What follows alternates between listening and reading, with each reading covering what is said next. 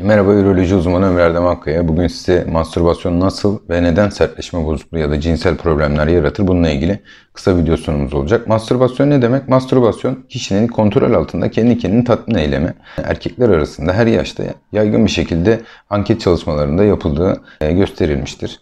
Mastürbasyon peki nasıl sertleşme bozukluğu yaratıyor? Mastürbasyon sertleşme bozukluğu yaratabilmesi için skora odaklı, yani orgazma odaklı olarak yapılması, travmatik olarak yapılması, evlilik içerisinde yapılması ya da pornografi ile beraber yapılması mastürbasyona bağlı olarak sertleşme bozukluğu ya da cinsel fonksiyon bozuklukları meydana getirebilir. Bunları kısaca açacak olursak skor odaklı mastürbasyon nedir? Skor odaklı mastürbasyon, yani ben bugün 5 kere yaptım, 1 saatte 2 kere yaptım şeklinde sadece orgazma ve boşalmaya odaklı, ondan zevk alacak şekilde hazza ve andan alınan keyfe odaklanmadan yapılan mastürbasyondur. Travmatik mastürbasyonda aşırı derecede baskılayıcı, zorlayıcı, kuru ya da yüksek basınçla yapılan mastürbasyon. Kişi eğer kendini bu şekilde mastürbasyon yapmaya alıştırırsa cinsel hayatı başladığı zaman da vajenden aynı basıncı, aynı hissi, aynı hazzı alamayacağı için sertleşme bozukluğu, erken boşalma, geç boşalma gibi cinsel fonksiyon problemleri yaşayabilir. Hatta eşinin vajeninin geniş olduğunu da düşünebilir. Bu yüzden ameliyat olan bayanlar da var. Onun dışında bir de evlilik içerisinde yapılan mastürbasyon var. Evlilik içerisinde tabii erkeği mastürbasyona yönelten, iten birçok faktör olabilir. Çift ilişkisinde sıkıntılar olabilir. Kin, nefret, öfke duyguları, düşmanlık duyguları olabilir. Ama bu nedenler yoksa ve erkek mastürbasyona yeniliyorsa eşine karşı cinsel isteksizlik, yine sertleşme bozukluğu meydana gelir. Neden? Çünkü mastürbasyon cinsel ilişkiye göre çok daha basit, çok daha az enerji harcanan, çok daha külfetsiz bir eylemdir. Cinsel ilişki ise eşinin gönlünü alması gerekiyor, hediye alması gerekiyor, güler yüz göstermesi gerekiyor, dil dökmesi gerekiyor, alttan girip üstten çıkması gerekiyor.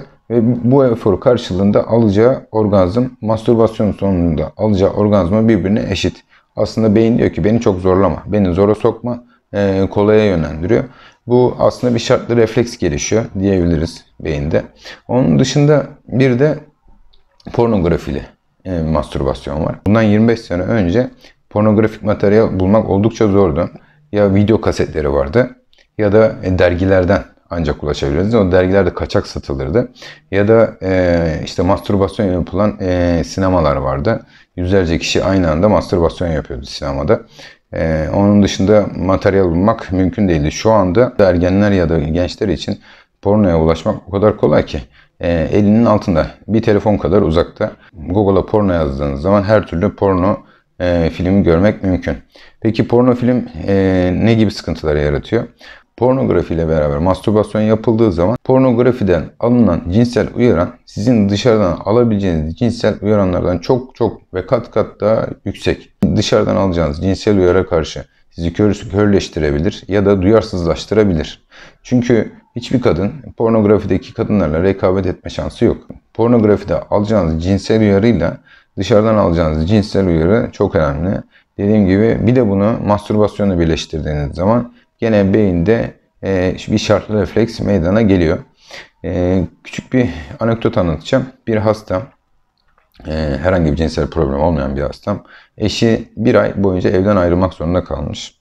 Ve eşi evden ayrıldıktan sonra hastamız bir ay boyunca sabah akşam mastürbasyon yapıyor.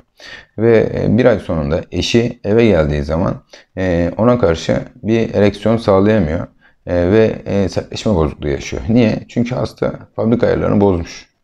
Çünkü eşi bir ay evde olmadığı sürece sürekli mastürbasyon ve pornografi seyrettiği için eşi eve geldiği zaman eşinden aldığı cinsel uyarana karşı körleşmiş, duyarsızlaşmış. Belli bir süre sonra kendi kendine düzeliyor tabii bunlar.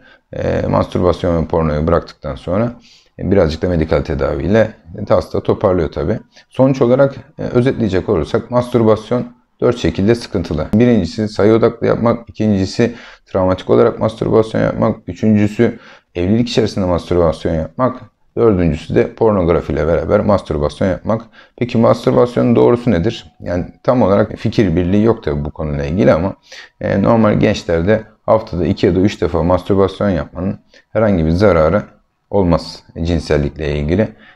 Onun dışında Dinlediğiniz için teşekkürler, saygılarımla.